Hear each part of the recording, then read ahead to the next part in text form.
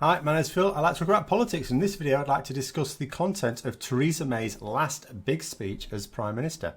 But first, if you find yourself enjoying this video, then please consider clicking the like button and subscribing to the channel. It helps a lot.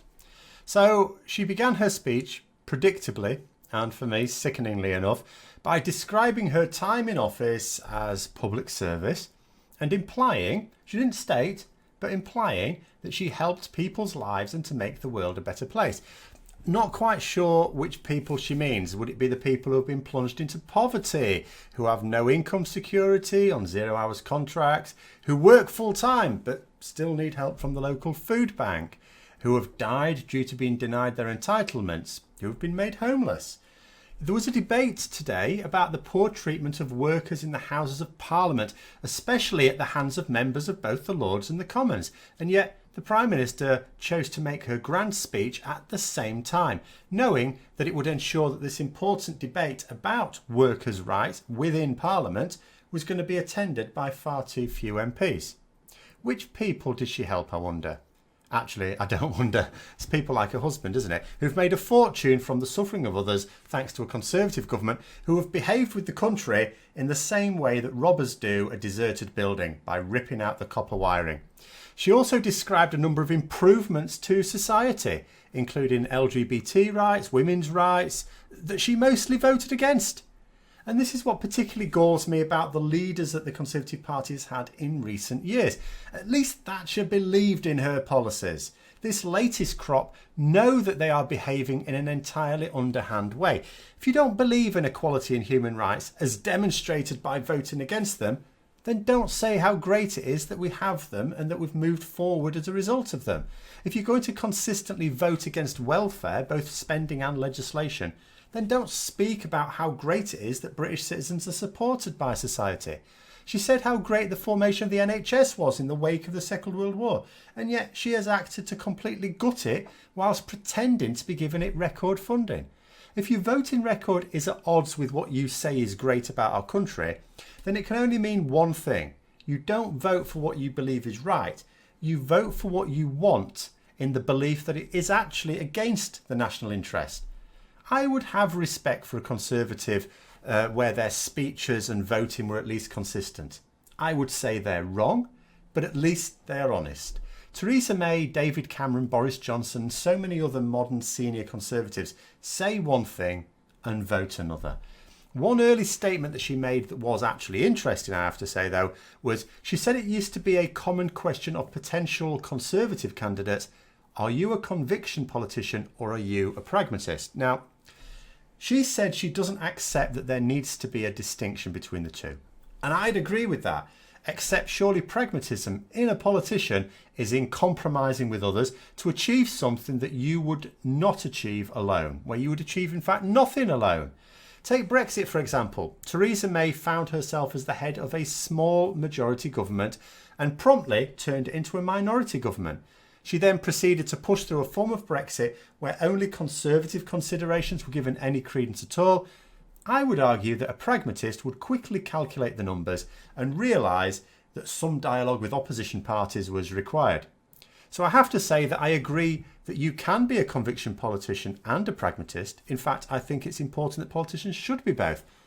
But she is certainly not pragmatic. I'm not entirely sure she's a conviction politician either, actually. Indeed, she bemoaned the lack of compromise in politics. Several times she used the term compromise. And that's a fair observation. There has been a lot less compromise in politics recently, and not just inside her own party. But she didn't exactly lead by example there, did she? She said that it was poor behaviour to try and mobilise your own faction, but refuse to bring along others with you. I mean, I could go on with the hypocrisy in the speech, but I'll just leave it at this. She wasn't exactly honest. It's almost like she had her speech swapped with a decent politician's by mistake, not actually her speech.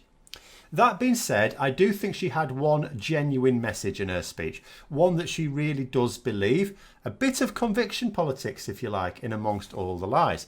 She argued against the use of falsehoods and hate speech in a much more subtle way than I would, essentially railing against populism for the mess we find ourselves in. She was asked afterwards if those words were related to the contest to replace her, you know, the likes of Boris Johnson. She was particularly guarded there, as I suppose you might expect. But I think she means not only the likes of Boris Johnson, but also those in the Brexit party and those who are behind the scenes. You know, these populist politicians, after all, are only the foot soldiers of these causes. The generals are in their bunkers, rarely setting foot on the battlefield themselves. And I think she genuinely does oppose this vile form of politics. I mean, she wasn't strong enough to actually oppose it, but I do believe that she was no willing friend of it either. In fact, I think I even detected a veiled pop at Donald Trump in what she termed a zero-sum game when it came to international politics. I mean, that is a perfect representation of Trump's method of political calculation, isn't it?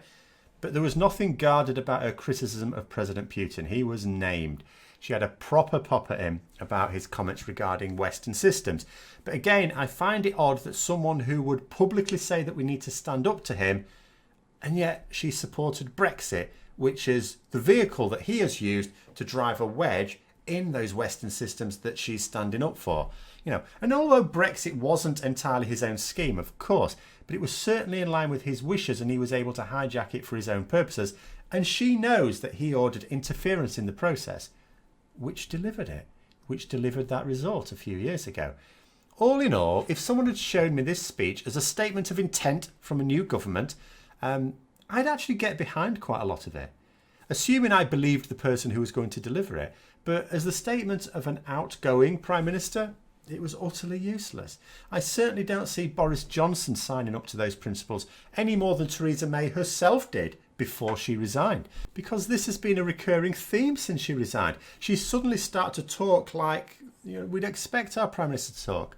Why did she do none of this when she was the real Prime Minister, not just a lame duck?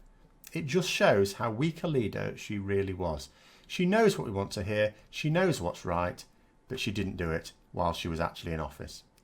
So those are my views on her speech. I've placed a link in the description below if you'd like to see it in her own words, if you'd want to suffer that. I hope you found the video interesting. If you'd like to support the channel further, then please click the Patreon link, check that out. And until next time, I'll see you later.